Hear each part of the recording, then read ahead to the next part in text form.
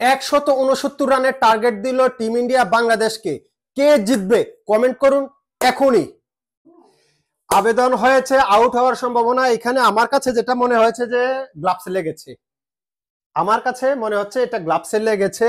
Bangladesh review নিয়েছে, umpire out দেন মুস্তাফিজের বলে সূর্যা কুমার সেখানে নিঃসন্দেহে লেগেছে, নিঃসন্দেহে লেগেছে, নিঃসন্দেহে লেগেছে। কারণ দেখেন বলের ডিরেকশনটা চেঞ্জ হয়েছে, কিন্তু এটা আম্পায়ার বুঝতে পারে নাই হয়তো, কিন্তু বলের ডিরেকশন চেঞ্জ হয়েছে অনেকখানি। এখনই যখন আপনি ইয়াতে দেখবে, আলট্রাইজে দেখবে, ওকে ওকে ওকে, ক্লিয়ার ক্লিয়ার, এটা ব্যাট এবং গ্লাভসে লেগেছে।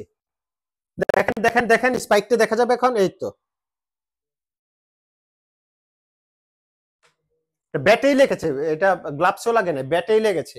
এরই সাথে কিন্তু সূর্য কুমারের উইকেটটা চমৎকার ভাবে বা দিকে ঝাঁপিয়ে পড়েছে, সেখানে ক্যাপ্টেন, জি আজকের জন্য তো ক্যাপ্টেন, সে ক্যাপ্টেন উইকেট কিপার ব্যাটসম্যান আমাদের জাকের আলী অনেক। তবে কিছু মনে করবেন না, আমি এই আউটটা আম্পায়ারের দেয় নাই, আমার কাছে একটু অস্বাভাবিক লাগছে।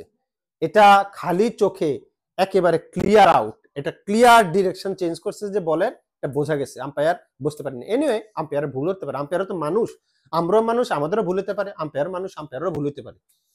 এনিওয়ে চমৎকার ক্যাচ সেখানে নিয়েছে লিটন কুমারকে, হাস্যোজ্জ্বল দেখা যাচ্ছে সেখানে।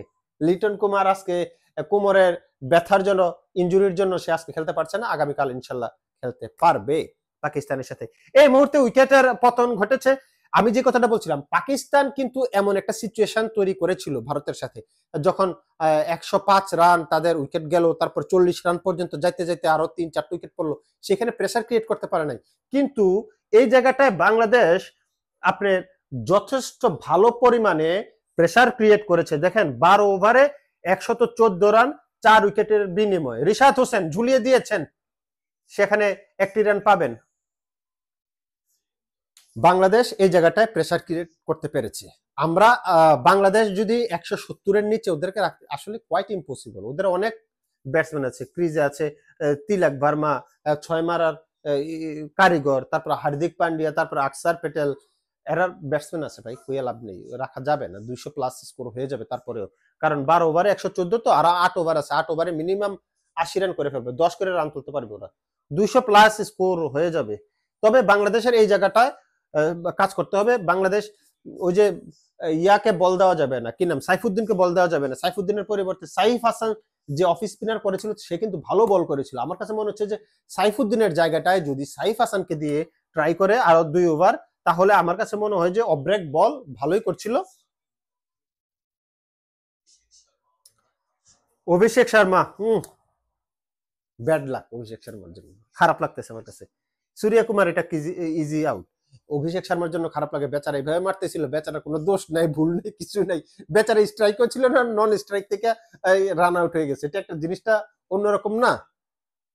তবে বাংলাদেশ এই জায়গাটাতে ভালো প্রেসারে রেখেছে। লাস্ট উইকেট সূর্য কুমার, ওকে, হার্দিক পান্ডিয়া 3 বল থেকে 1 রান, আবারও সুন্দর ফিল্ডিং। বাংলাদেশ কিন্তু এই মুহূর্তে খেলায় ফিরে এসেছে, মানে ইন্টেন্ট যেটা শো করছে অনেক বেশি পজিটিভ, অনেক বেশি অ্যাট্রাকটিভ। কিন্তু এই মুহূর্তে দেখেন এই ফিল্ডিং গুলো কিন্তু শুরুর দিকে বাংলাদেশ একটু গাছাড়া গাছাড়া ভাবছিল, যখনই 2-3টা উইকেট পড়লো বাংলাদেশ কিন্তু কামব্যাক করেছে। এই জায়গাটায় দারুণ ভাবে বলতে হবে, বাংলাদেশ এই মুহূর্তে দারুণ ভাবে কামব্যাক করেছে। রিশাদের পরের বল দেখা যাক, সুন্দর good running between the wicket, সেখানে হার্দিক পান্ডিয়া 5 বল থেকে 2 রান। দেখেন কিন্তু প্রেসার কিন্তু বাংলাদেশ ক্রিয়েট করেছে, সেই প্রেসারটা কতক্ষণ ধরে রাখতে পারবে সেটা বলতে পারছি না। তবে বাংলাদেশ এই ম্যাচে এই মুহূর্তে কিন্তু প্রেসার ক্রিয়েট করেছে, যেটা করতে ব্যর্থ হয়েছিল পাকিস্তান।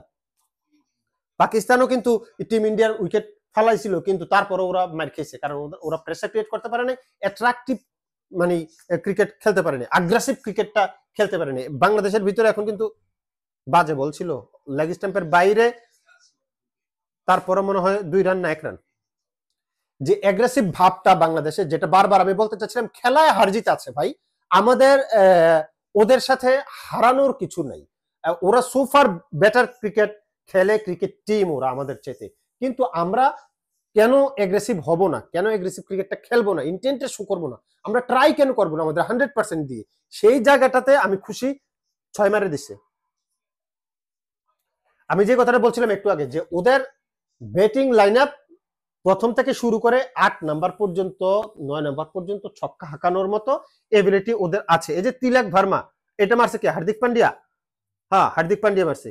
তো সুতরাং ওদের পান্ডিয়াকে আপনি সবসময় সুযোগে পাবে না, কারণ উপর থেকে এত ভালো ক্রিকেট খেলে উপরের যারা আছে, এই যে তিলক ভার্মা বলেন, তারপরে সূর্য কুমার, অভিষেক শর্মা, শুভমন গিল, সঞ্জু, যা খেলে ও সুযোগে পায় না। ও আজকে সুযোগ পাচ্ছে, আজকে হয়তো ও ভালো করবে।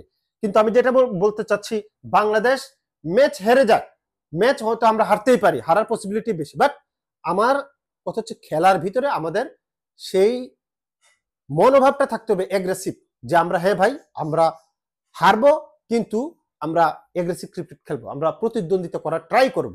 সেই জিনিসটা বাংলাদেশ কিন্তু এই মুহূর্তে করছে। দেখা যাক 13 ওভার শেষে 124 4 উইকেটের বিনিময় কি হয়। বাংলাদেশ তানজিম হাসান সাকিবের বলে আরেকটি উইকেট, সেই উইকেটটা হচ্ছে আবার তিলক ভার্মার মতো উইকেট। তিলক ভার্মা আউট হয়ে ফিরে গেছেন। এই মুহূর্তে দলের রান কিন্তু 129, 5 উইকেটের বিনিময়। টিম ইন্ডিয়া কিন্তু এই মুহূর্তে প্রেসারে আছে, একেবারে 100% প্রেসারে আছে, কারণ তাদের এই মুহূর্তে উপরে, ও না, সঞ্জু তো এখনো বাকি রয়ে গেছে। এরা ব্যাটসম্যান কজন রে ভাই, এরা ব্যাটসম্যান কজন? আকসার প্যাটেল নামছে, ও আচ্ছা 5 6 7 আকসার প্যাটেল, তারপর আবার সঞ্জু, এরার ব্যাটসম্যান আরেকটা রয়ে গেছে। এনিওয়ে, এই যে সঞ্জু আসতেছে, খুবই ভালো বোলিং করছে, খুবই ভালো, খুবই ভালো। 2 ওভার 4 বল 13 রান দিয়ে 1 উইকেট নিয়েছে তানজিম হাসান সাকিব। এর আগে আউট হয়েছে তিলক ভার্মা, তিলক ভার্মার উইকেটটা সে পেয়েছে, ক্যাচ ধরেছিল সেখানে সাইফ হাসান। এই মুহূর্তে বাংলাদেশ যেভাবে টিম ইন্ডিয়াকে প্রেসারে রেখেছে, 200 রান হবে একেবারে 100% বলা যায় না, বলাও যায় না, বাট ঠিক না। ওইখানে সঞ্জু এখনো রয়ে গেছে, তারপর হার্দিক পান্ডিয়া ক্রিজে আছে, আকসার প্যাটেল ক্রিজে আছে, এখনো 6 ওভার বাকি আছে। তো তবে এই মুহূর্তে বাংলাদেশ ভালো করছে, যদিও 14 ওভারে রান হয়ে গেছে অনেক বেশি, 131 রান হয়ে গেছে বাংলাদেশ। ওদের সাথে উইকেটটা আমরা যদি দেখি, বল করেছিলেন তানজিম সাকিব, লেগ সাইডে ঘুরিয়েছিলেন বল, চমৎকার সেখানে ক্যাচ নিয়েছে সাইফ হাসান ঝাঁপিয়ে পড়ে। তো বাংলাদেশ প্রেসারে রেখেছে, কতটুকু রাখতে পারে শেষ পর্যন্ত সেটাই এখন আসলে দেখার বিষয়। অবশেষে যে লাস্ট ওভারটা করলো সাইফুদ্দিন, তার আগের 2 ওভারকে আসলে ছাড়িয়ে গেছে। লাস্ট ওভারে অনলি সে 4 রান দিয়েছে, অসাধারণ, আউটস্ট্যান্ডিং। আসলে এক কথায় বলতে গেলে এটাই বলতে হবে, লাস্ট ওভারে তারা কিন্তু 4 রানের বেশি নিতে পারে নাই, এবং হার্দিক পান্ডিয়ার উইকেটটা কিন্তু শেষ পর্যন্ত গেছে। লাস্ট 2 ওভারে, এর আগের ওভারে ছিল 9 রান, তারপর লাস্ট ওভারে 4 রান। এই জায়গাটাতে কিন্তু টিম ইন্ডিয়া রান করতে পারে নাই উইকেট যাওয়ার পরে। ওই যে অভিষেক শর্মার রান আউটটার পরে যে খেলা থেকে আসলে টিম ইন্ডিয়া ফসকে গেছে, ওই জায়গাটা থেকে বাংলাদেশ যে ম্যাচটাকে গ্রিপে নিয়েছে, সেই জায়গাটা থেকে আর ইন্ডিয়া কিন্তু গ্রিপে নিতে পারে নাই। কিন্তু যা সর্বনাশ, ওই যে পাওয়ার প্লে এবং অভিষেক শর্মা যতক্ষণ ছিল ততক্ষণ পর্যন্ত কিন্তু যা সর্বনাশ, টিম ইন্ডিয়া ঝড় চালিয়েছে বাংলাদেশের উপরে। টোটাল রানের কথা যদি বলি, 168 রান 6 উইকেটের বিনিময়। অভিষেক শর্মা রান আউট হয়েছে 37 বলে 75 রান, তার 6টা 4-এর মার এবং 5 বারের জন্য সে আকাশপথ ব্যবহার করেছে। গিল 29 রান 19 বলে, শিবাম দুবে 3 বলে 2 রান, সূর্য কুমার 5 রান 4 বল থেকে, হার্দিক পান্ডিয়া 38 রান 20 বল থেকে। যথেষ্ট ভালো হার্দিক পান্ডিয়া লাস্ট মুহূর্তে যেটা খেলছে। তিলক ভার্মা আপনার 5 রান। বাংলাদেশের সাকিব 4 ওভারে 29 রান দিয়ে একটি, নাসুম 4 ওভারে 34 রান, মুস্তাফিজ 4 ওভারে 33 রান দিয়ে একটি, রিশাদ 3 ওভারে 27 রান, তারপর সাইফুদ্দিন 3 ওভারে 37 রান দিয়ে একটি। এই ছিল অবস্থা। কে জিতবে?